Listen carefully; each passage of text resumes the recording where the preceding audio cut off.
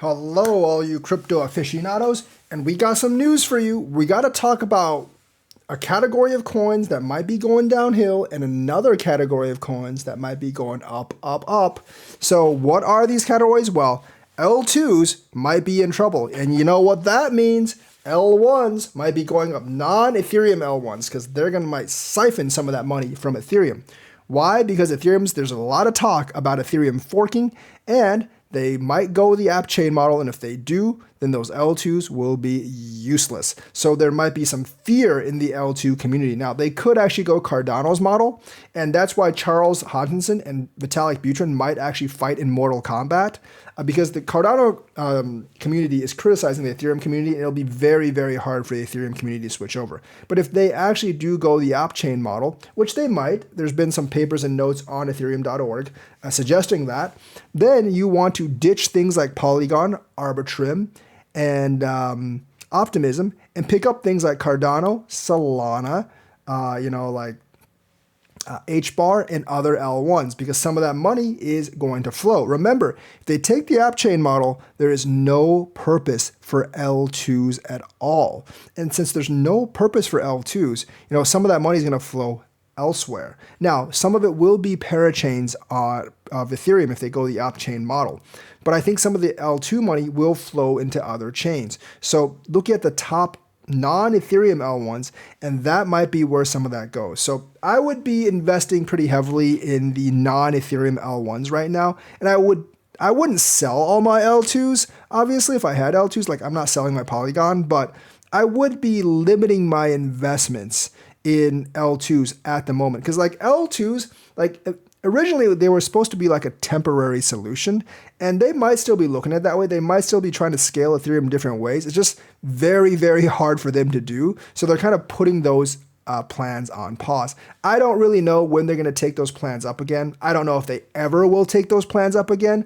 I'm not really going to comment on that at this moment, but I actually do think L2s are kind of like in that middle phase right now, and the other L1s could actually have a lot of hope at this point. So right now, I would say like, don't invest in the L2s right now. Look at other L1s.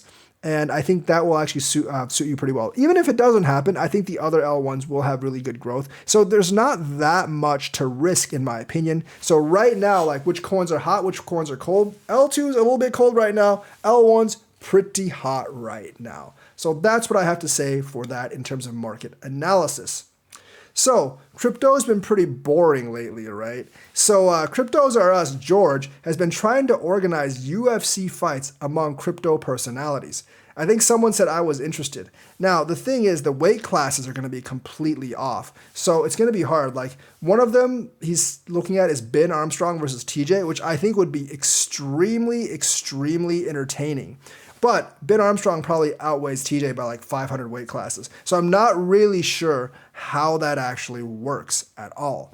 Because obviously in a real fight, weight and size does actually matter. Even if the people aren't trained, Bruce Lee once famously said Muhammad Ali would kill him in a fight because Muhammad Ali was equally as skilled as Bruce Lee, and he was just much, much bigger. When you have two equally unskilled people, I do actually think it's the same problem, because the smaller guy would actually have a hard time actually getting to the bigger guy or knocking the bigger guy out, and one punch from a larger guy could destroy the smaller guy. Not saying that I don't want a Ben versus TJ match. I would actually love to see a Ben versus TJ match, because I think that would be really, really awesome.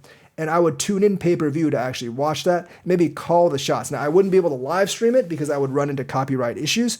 But if George can actually organize this stuff and pull it off, it'd be awesome. Now, will I go in the ring with anyone? If he pays my traveling expenses and my lodging expenses, maybe. I mean, it's good for getting extra subscribers, obviously, but he would also have to pay any and all medical bills and insurance costs as well, because it's not worth going in the ring and breaking your arm and your leg without insurance for subscribers. Well, it's not worth breaking your arm or leg for that at all. But I'm gonna guess like a fight between like crypto people is going to be just kind of like really like toned down. It's not gonna be like an all-out brawl. It's not like, I'm gonna dress up as Scorpion and my opponent's gonna dress up as Sub-Zero and we're gonna have harpoons and giant ice lasers against each other.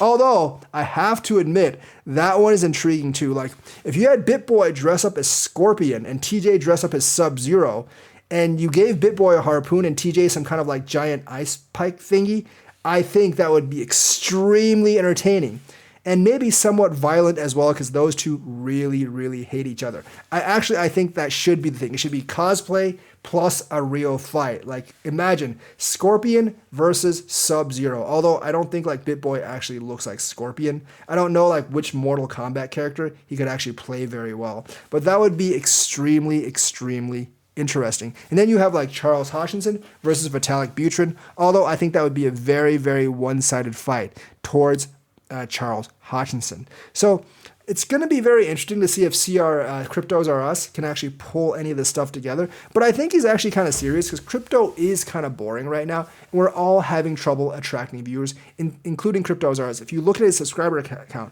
his subscriber account hasn't really increased at all, just like mine really hasn't over the last couple of months. I think I've increased by like 1.5K throughout this entire pandemic phase. And we're all trying to get more excitement into crypto.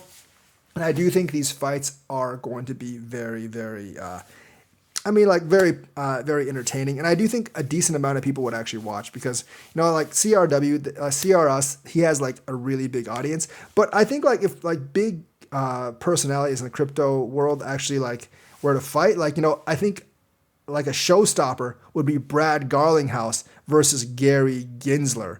I don't know which Mortal Kombat characters they would dress up as, but if they were to fight for the fate of crypto, I think you get a lot of people watching pay-per-view, and that's a fight that I actually want to go down just to see like how that actually works and see if Brad Garlinghouse can take on Gary Gensler in the ring. So I'm actually looking forward to see how like Cryptos R Us actually does this, and I wonder if he can pull any of these fights off because they would be very, very interesting. So crypto exchanges might be about to get smacked down in the UK because the UK just added a bunch of crypto exchanges to their naughty list. Now, they do allow certain entities. They have 42 entities on their nice list, but a total of 143 new entities were added to the warning list, including major exchanges such as Huobi-owned HTX and KuCoin. So they might be going after Huobi and KuCoin and might be like not allowing any of that use in the UK. The warning list doesn't reveal much apart from the statement, you should avoid dealing with this firm. So pretty straightforward. However, in the UK, firms permitted to carry out crypto asset activities must either be registered with the FCA or have been granted temporary status to operate. In July, Jason Probin, crypto financial promotions lead at the FCA, suggested in his private blog on LinkedIn that failure to comply could result in criminal charges. So they're actually like getting more serious about this, and they will be taking more options and actions. This is from Cointelegraph. And quote from the regulator, "We will take robust action against persons illegally promoting to UK customers. This may include, but is not limited to, placing firms on our warning list, requesting takedowns of websites, social media accounts, apps, and all other promotions." So the thing is, like, the FCA has been getting tighter and tighter. I think they want those registrations, they want the KYC AML, and they want that money and tax money from crypto investors.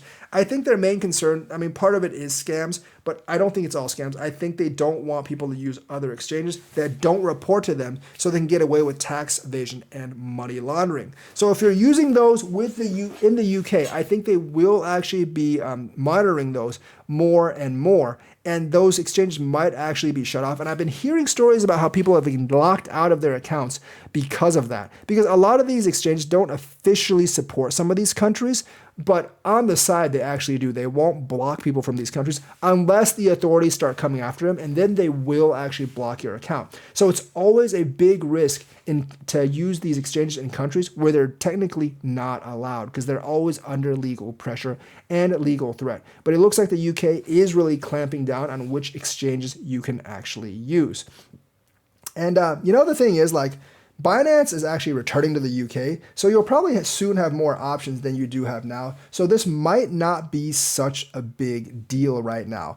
But either way, does not look good for some of those crypto exchanges that want to operate in the UK. If you're looking to use like HTX or KuCoin, you might want to wait back for a while until Binance comes back to actually trade some of those coins you actually want to trade, because I think that would be a safer option. You know, keep your money safe. I know you don't want KYC AML, but it's best to keep your money safe and just follow the rules, because you don't want the feds coming after you, and you don't want to have your money locked up in an exchange where you can't withdraw. So that's the news for today. Let me know what you think. Like and subscribe, hit that bell notifications button. Thank you and have a nice day.